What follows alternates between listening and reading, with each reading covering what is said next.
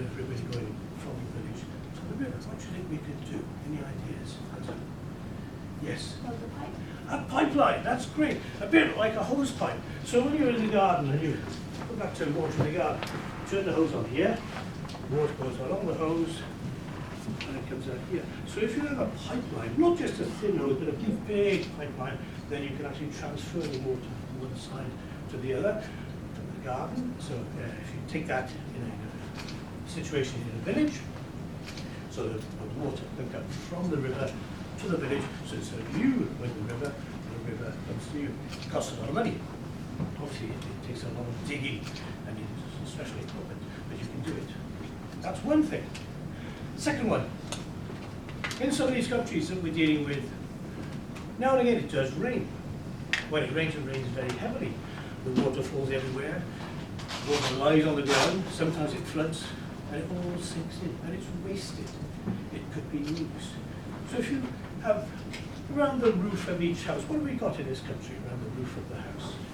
So they're getting rid of the gutters. Well, so we have gutters, and the gutters catch all the water and they take it down into the drain. We've got plenty of water here where I live. It rains quite a lot in West Wales. So yes, we're no problem. But if it's going to be dry for 2 or 3 months and we need to build up a store of water, we can create big containers.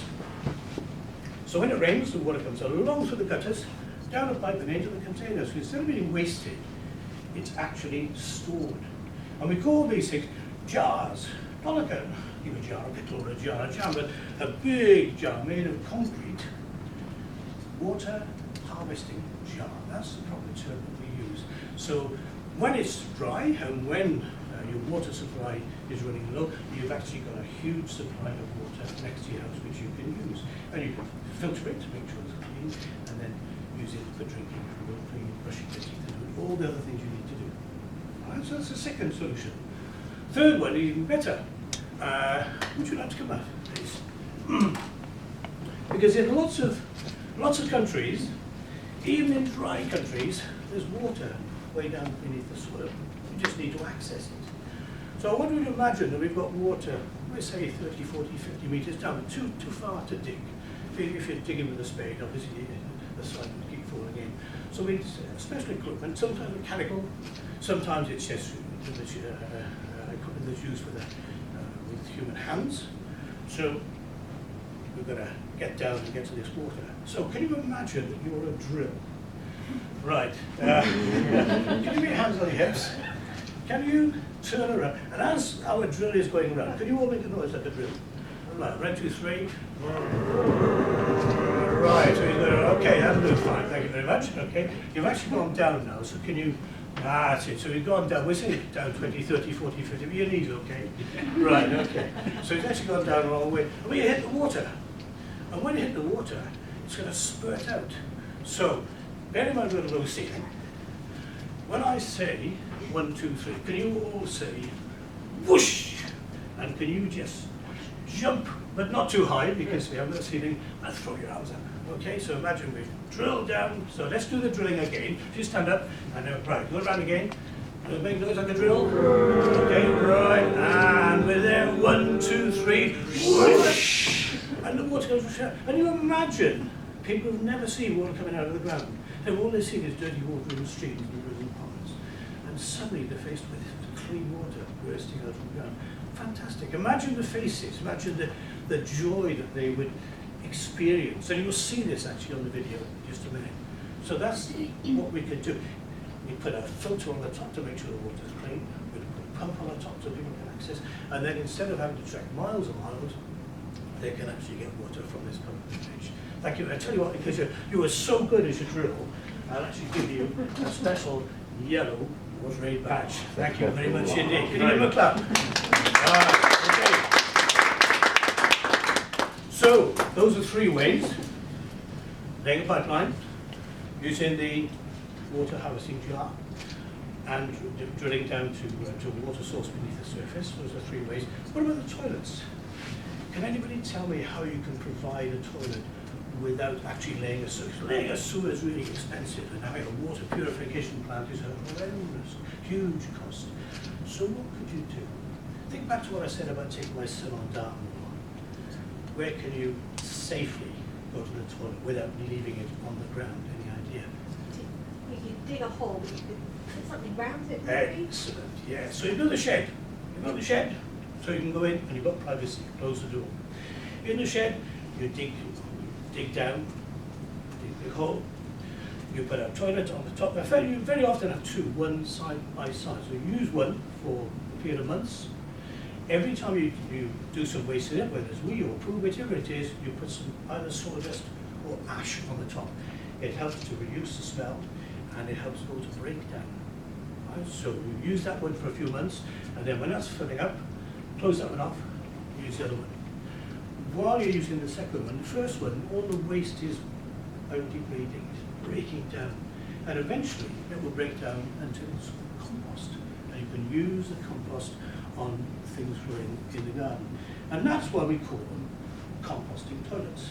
So when you go back to your classroom with your teacher, if you go on to Google composting toilets, then you can find out exactly how they work. That way people don't have to wee and poo outside, because they've got a safe place where they can do whatever they need to do in private without leaving nasty mess, germs outside. Okay? So that's water, toilets. Third thing is hygiene, making sure people have got clean hands, making sure they're not carrying germs around on their bodies. So we go around and we talk to people in their community. We show them pictures. We tell them about the importance of using soap. We show them how to make soap, how to use the soap correctly, how to wash their hands so they're not transmitting germs from one person to another. So when I say, I just wash my hands with clean soap, and I say, hello, how are you? That's fine, no problem, no contamination, because my hands are clean. Water, toilets, hygiene education, really important.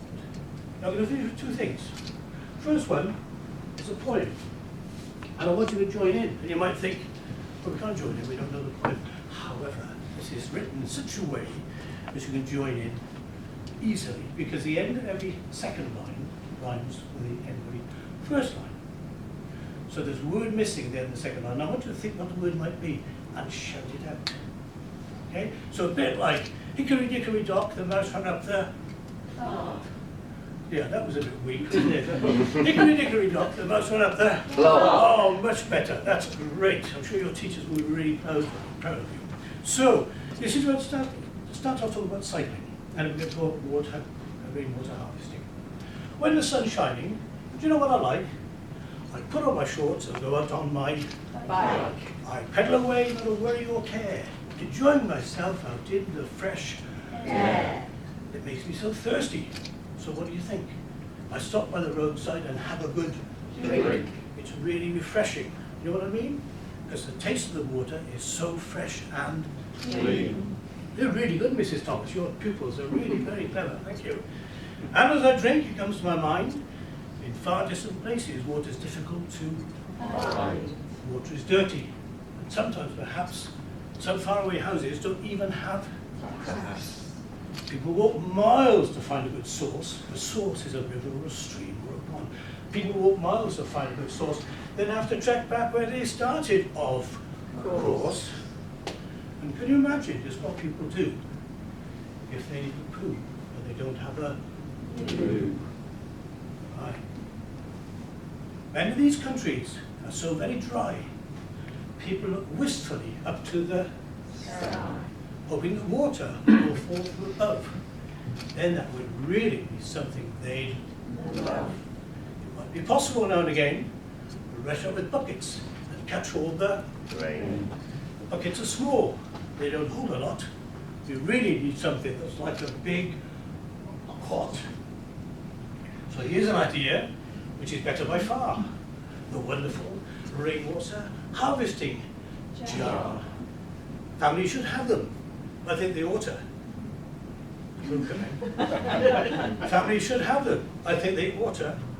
They're really quite big and could hold lots of water. It makes such a difference. Water for all. A gift from above when the rain starts to fall. So let's pull together. Let's make a plan to help all these people as much as we can. Don't say I might, don't say I may, be firm. Say I will, and start from two. Right, and you've actually started today because when Mrs. Thomas invited me in to speak to you all, it means that you now, you all know about WaterAid.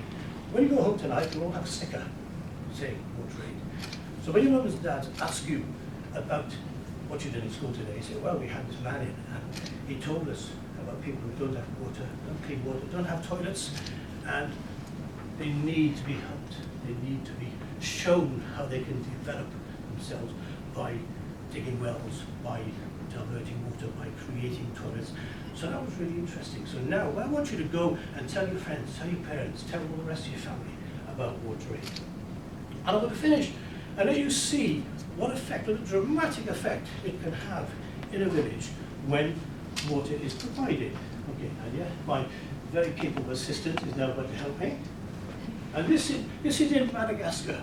You may have heard of Madagascar, you may have seen it from Madagascar, I'm sure you have. And here it is. And it takes the example of a young girl called Solo, shows what her life was like before water arrived in the village. And look at when the water comes through. When we get to this whoosh moment, you look at the faces of the people who were there. You turn up.